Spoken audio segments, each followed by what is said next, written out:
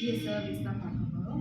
CA சர்வீஸ்னால் என்னென்னு பார்த்தீங்கன்னா, அன்கண்ட்ரோல் growth of cell. செல் வந்து கண்ட்ரோலே இல்லாமல் அது ஒரு க்ரோத் ஆகிட்டே இருந்ததுன்னா அது வந்து நம்ம சிஏ சர்வீஸ் மேலிக்னன்ட் கண்டிஷன் அப்படின்னு சொல்கிறோம்.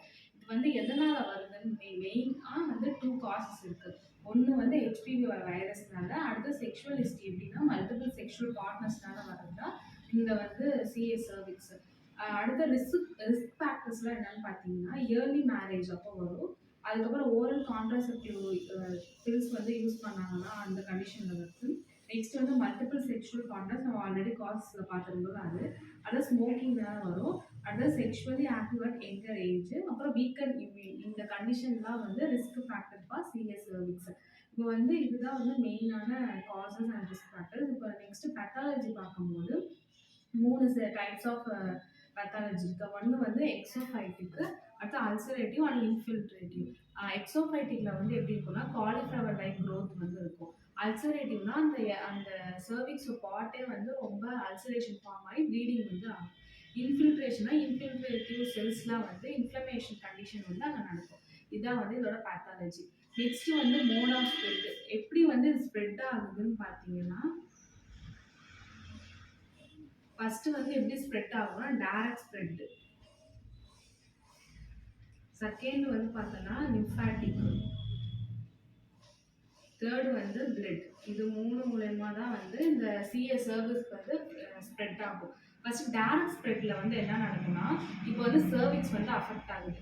சர்விக்ஸ்ல ஒரு பார்ட் அஃபெக்ட் ஆகுனா அடுத்தது அடுத்த பார்ட்ஸ்லாம் வந்து அஃபெக்ட் ஆகும்.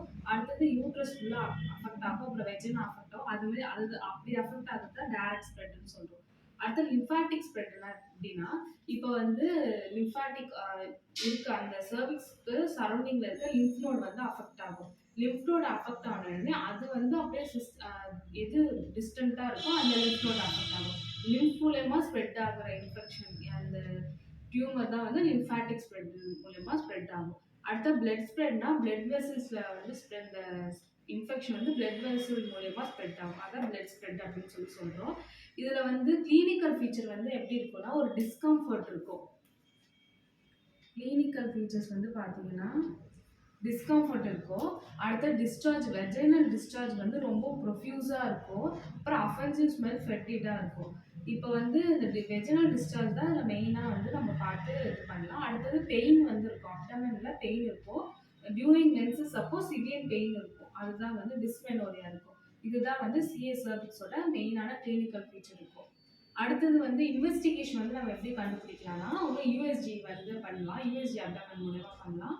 அடுத்தது வந்து அந்த பயாப்சி அந்த செல் வந்து டியூமர்லேருந்து பயாப்சி எடுத்து நம்ம அதை டெஸ்ட் பண்ணி எப்படி இது வந்து டியூமர் வந்து மேலிக்னட்டா பிரைன் டியூமரான்னு சொல்லிட்டு பார்த்து செக் பண்ணணும். அப்புறம் வந்து பிளட்ல எதனா ஸ்ப்ரெட் ஆயிருக்கான்னு சொல்லிட்டு நம்ம கம்ப்ளீட் பிளட் கவுண்ட் எடுக்கலாம். அதாவது லிம்ஃபாட்டிக் வந்து ஃப்ளூயிட்ஸ் எடுத்து டெஸ்ட் பண்ணி பார்த்துட்டு அதில் எதனா ஸ்ப்ரெட் இருக்கான்னு பார்க்கணும். இந்த மாதிரி கண்டிஷனால நம்ம இதை இன்வெஸ்டிகேஷன் வச்சு பார்க்க முடியும். இப்போ வந்து இது வந்துருச்சு. இப்போ சிஏ சர்விக்ஸ் சொல்லிட்டு நம்ம கன்ஃபார்ம் பண்ணிட்டோம். சிஏ சர்விக்ஸ்க்கு அப்போ கன்ஃபார்ம் பண்ணிட்டு என்ன பண்ணணும்னா, இப்போ வந்து இது வந்து எந்த ஸ்டேஜ் இருக்குன்னு பார்க்கணும். மொத்தம் 4 ஸ்டேஜஸ் இருக்கு. இதில் வந்து ஃபர்ஸ்ட் ஸ்டேஜ், செகண்ட் ஸ்டேஜ் வந்து நம்ம வந்து கொஞ்சம் பாலியேஷன் பண்ணி வச்சுக்கலாம். தேர்ட் ஸ்டேஜ், ஃபோர்த் ஸ்டேஜ் போச்சுன்னா ரொம்ப டெர்மினல் இன் கண்டிஷன். அப்போ வந்து மெட்டாஸ்டசிஸ் ஆயிருக்கும். மெட்டாஸ்டசிஸ்னா அடுத்த ஆர்கன்ஸ் எல்லாமே அஃபெக்ட் ஆயிருக்கும். அப்போ வந்து நம்ம எதுவும் பண்ண முடியாது. அதனால என்ன பண்றாங்கன்னா, கீமோதெரப்பி இல்லை சர்ஜரி பண்ணி ரிமூவ் பண்றது. ஃபர்ஸ்ட் 2 ஸ்டேஜ்ல சர்ஜரி பண்ணலாம். தேர்ட், ஃபோர்த்தில் எல்லாமே மெட்டாஸ்டசிஸ் ஆயிடுச்சுன்னா நம்ம சர்ஜரி பண்ண முடியாது. இப்போ ரேடியேஷன், கீமோதெரப்பி, பெயின்